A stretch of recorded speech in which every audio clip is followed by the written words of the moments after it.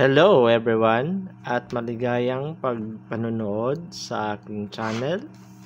So dito sa channel na to, ako po ay magbabahagi sa inyo ng mga impormasyon patungkol sa mga school supplies and stationery na meron tayo dito sa Pilipinas na pwede natin bilhin at gamitin. So sa araw na ito ay ibabahagi ko po sa inyo itong produktong ito.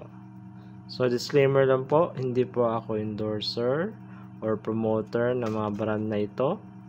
So ako lang po ay nagsishare sa inyo ng information sa mga kakaibang school supplies na ito na pwede nyong bilhin at pwede nyong gamitin sa pang-araw-araw nyong mga ginagawa sa eskwelahan or sa opisina man yan. So ngayon po, ito pong produkto ito ay ibabahagi ko sa inyo. Ang tawag dito ay staple remover. So ito po ay hindi katulad ng iniisip nyong staple remover na parang clamp. Ito po ay plier type.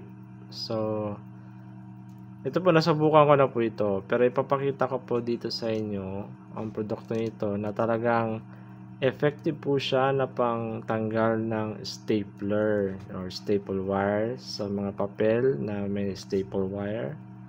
So ito po ay nabibili po sa online at meron din po ito sa mga school supplies malapit sa inyong mga lugar sa eskwelahan.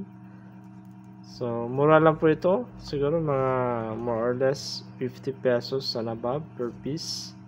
So marami pong mga brand na nagtitinda nitong mga staple wire remover na po ito. Meron po ito dito, Joy. Meron din po ako nakitang HPW. So ito po, maganda po itong gamitin. Totoo po yun. So pwede natin subukan ngayon. So ito po yung nakasealed po na produkto niya. Meron na po akong nabuksan na po na unit. So ito po yun. Papakita ko po sa inyo. Ito po siya.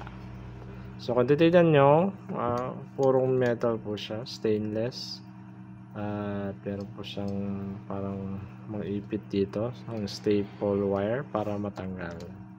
So i-demo ko po sa inyo kung paano po tanggalin ang staple wire gamit tong staple wire remover na po ito. So kuha tayong papel, tapos mag-stapler po tayo. So isa, dalawa, yan. So paano po siya gamitin? Ang gawin nyo, itong lower part na bunganga ng staple wire remover, ipapasok nyo lang po yan dyan sa staple wire. Yan. Pasok nyo po siya na maigi, tapos ipupush nyo lang po itong lever na to.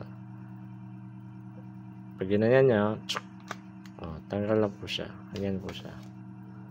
Ganun po kadali. Kasi kaya siya mabilis tanggalin dahil ito, matibay po itong part na to.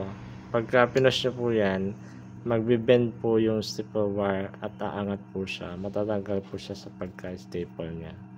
So maganda po siyang produkto. Useful po siya at matibay. So yun po. Salamat po sa inyong panonood. Sana meron po kayong nakuhang impormasyon sa produktong ito. At sana makabili na rin kayo at magamit sa inyong pang-araw-araw na buhay sa opisina o sa eskwelahan man yan o sa trabaho. Maganda po siya.